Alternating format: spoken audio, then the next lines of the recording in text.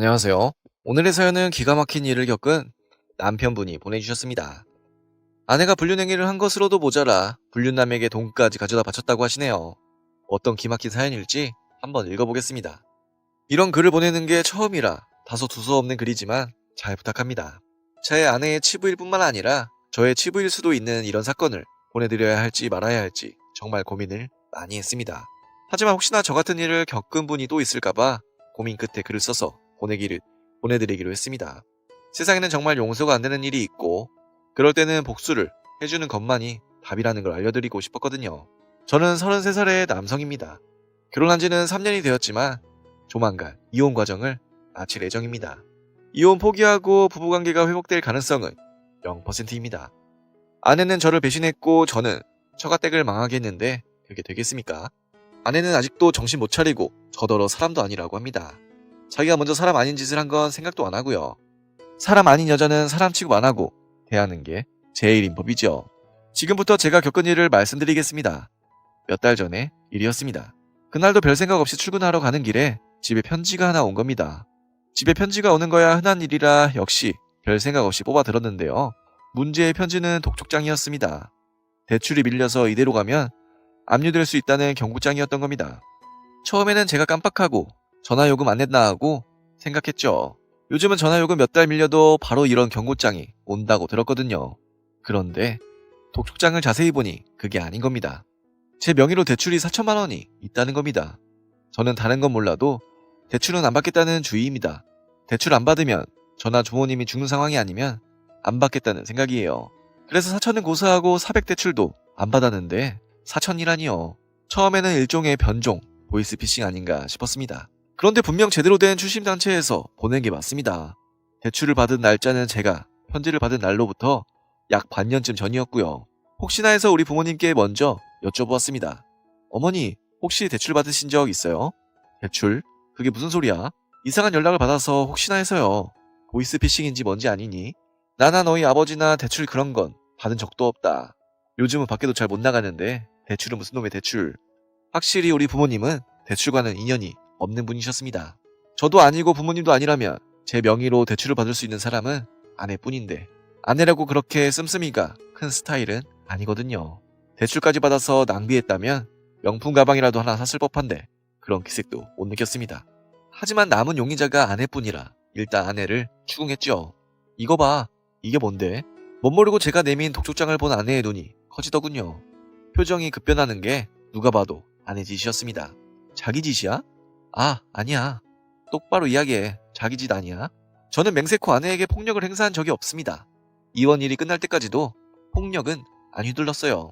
하지만 아내에게 처음으로 폭력을 행사하고 싶다는 생각이 든 게 그때였습니다. 아내가 대출을 받은 게 분명했으니까요. 솔직히 아내가 저 몰래 그것도 제 명의로 대출을 받았다는 것만으로도 한 대 때려도 되는 일 아닌가요? 하지만 저는 그때까지는 참았습니다. 혹시 아내가 저 모르게 큰 공경에 처한 게 아닌가 싶어서 살살 달래가며 이야기를 했죠. 대체 돈을 왜 빌렸는데? 실은 우리 오빠가 큰 돈을 빚져서 빚을 졌는데 그걸 왜 돈을 빌려서 갚아주는데 오빠가 사채를 썼대. 법으로 어떻게 하려 해도 안 통하고 빨리 안 갚으면 오빠를 섬으로 팔아버린다고 해서 그만. 아내 사정이 정말 그런 것이었다면 저도 봐줬을 겁니다. 제게 아무 말 안 하고 대출을 받은 건 괘씸하지만 자기 혈육이 죽을 판이라면 도둑질이라도 하고 싶어지는 게 사람 심정 아니겠습니까? 확인할 겸 그 자리에서 바로 아내 오빠에게 전화를 걸었죠. 오랜만입니다, 처남. 무슨 일이에요? 우리 아내가 처남한테 돈 빌려주었다면서요? 네? 그게 무슨 말입니까? 목소리만 들어도 아닌 걸 알겠더군요. 그때야 우리 처남은 성실한 사람이라 애초에 사채 쓸 가능성이 없다는 걸 깨달았습니다. 아내가 또 사기를 친 거죠. 너무 화가 나서 있는 대로 화를 내며 아내 휴대폰을 빼앗았습니다. 이렇게 거짓말을 반복하는 모습을 보니 감이 딱 오더군요. 아내 휴대폰 빼앗고 제 방에 들어가 문 잠그니 밖에서 아내가 난리를 치더군요. 이 새끼야, 네가 뭔데 내 휴대폰을 보려고 해? 당장 못 내나? 난리 쳐야 하는 건 저인데 아내가 미친 듯이 날뛰는 걸 보니 애감이 확신으로 변했습니다. 그리고 아내 휴대폰을 좀 뒤져보니 확신이 팩트가 되었습니다. 휴대폰에 모르는 남자의 흔적이 고스란히 남아있는 겁니다. 그 모르는 남자는 우리 아내를 허니라고 부르더군요.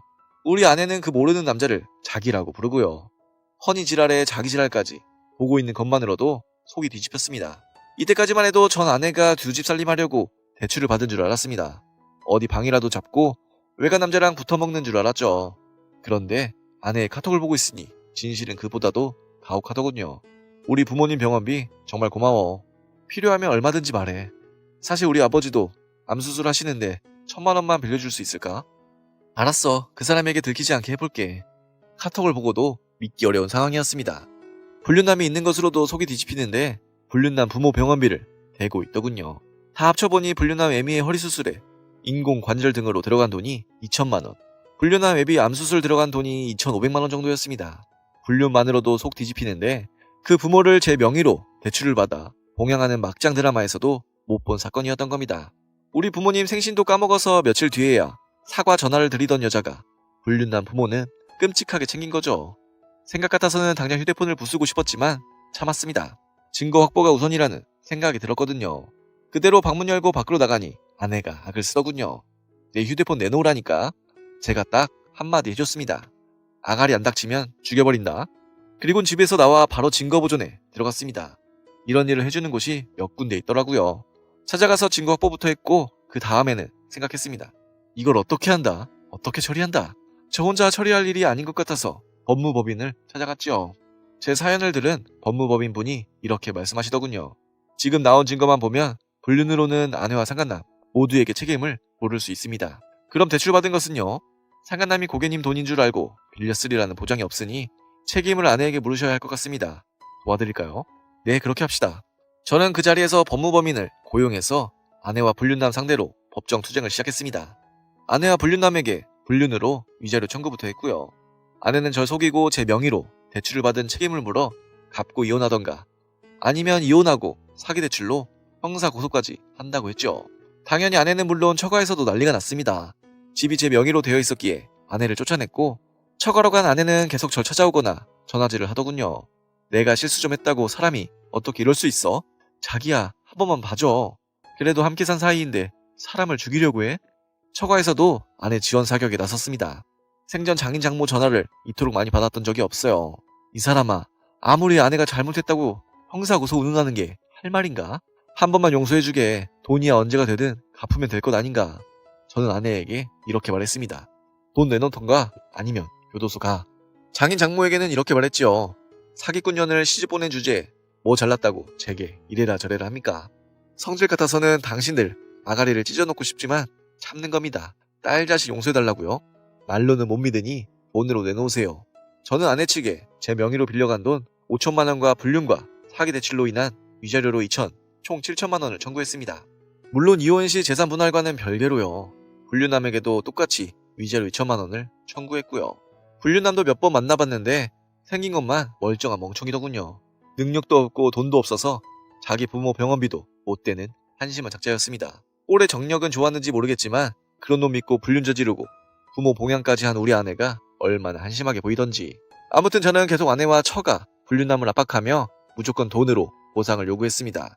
그리고 며칠 전에 일단 아내가 대출받은 5천만 원을 내놓더군요.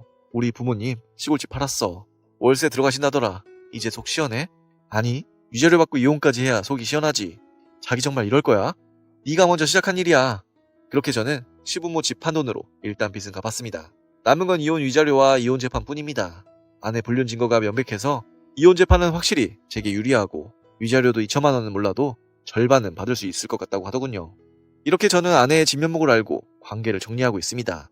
마지막으로 하고 싶은 말은 인간 말종은 쓰레기 치우듯 상대해야 한다는 겁니다.